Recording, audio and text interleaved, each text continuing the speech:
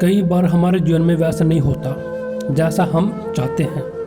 हमारी इच्छा के विरुद्ध चीज़ें हो जाती हैं, पर समय बीतने के साथ हमें ये एहसास होने लगता है कि जो बात हमें उस वक्त सही नहीं लग रही थी, उसी बात के लिए आज हम ईश्वर का धन्यवाद दे रहे होते हैं। तभी तो कहते हैं कि जो हुआ अच्छा ही हुआ, जो हो रहा है अच्छा ही हो रहा है, और जो होगा वह भी अच्छा ही होगा। एक बहुत ही प्यारी कहानी सुनाता हूँ। एक राजा का विशाल फलों का बगीचा था। उसमें तरह तरह के फल लगे हुए थे। उस बगीचे की देखभाल किसान और उसका परिवार किया करता था। किसान उस बगीचे से तैयार और मीठे फल रोज शाम को राजा के लिए ले जाता। एक दिन किसान ने बगीचे में आकर देखा कि नारियल, अमरूद, सेब, अंगूर से सेब सब फके हुए थे। किसान सोचने लगा कि कौन से फल आज राजा के लिए लेकर जाऊं। न जाने उसके मन में क्या आया। उसने अंगूर की टोकरी भरी और राजा के लिए लेकर महल की ओर चल दिया। वो रास्ता भर सोचता रहा था, केवल अंगूर लिए 2 बार सेब, नारियल, अमरूद ही डाल लेता। अलग अलग फल देखकर राजा कितना खुश हो जाता। सोचते सोचते वो महल के बाहर पहुंच गया। उसने अंगूर से भरा टोकरा राजा के सामने रख दिया और थोड़ी दूर जाकर बैठ गया। राजा किन्हीं दूसरे ख्यालों में खोया हुआ था, शायद किसी बात से परेशान या नाराज था। उस अपने ही ख्यालों में गुम राजा टोकरी से एक अंगूर निकालकर खाता और एक खींचकर किसान के माथे पर निशाना लगाकर मारता।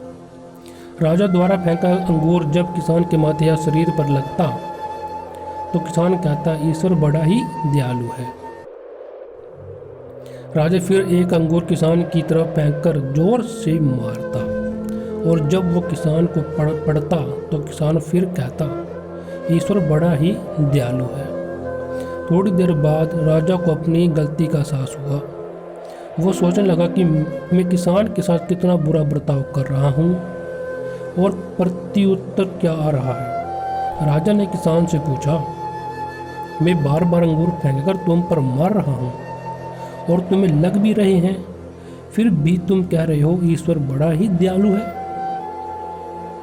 किसान ने बड़े भोलेपन से उत्तर दिया, महाराज, बागान में नारियल, सेब, अमरूद, बेर ये सब तैयार थे, पर मैं अंगूर लाया। मैं वो सारे फल भी ला सकता था, पर ईश्वर की कृपा से ही मुझे ये भान हुआ कि मुझे अंगूर ही ले जाने चाहिए।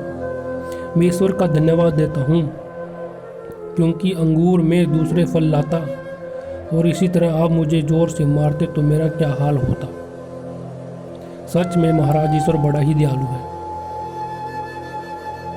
दोस्तों, यदि जीवन में किसी मोड़ पर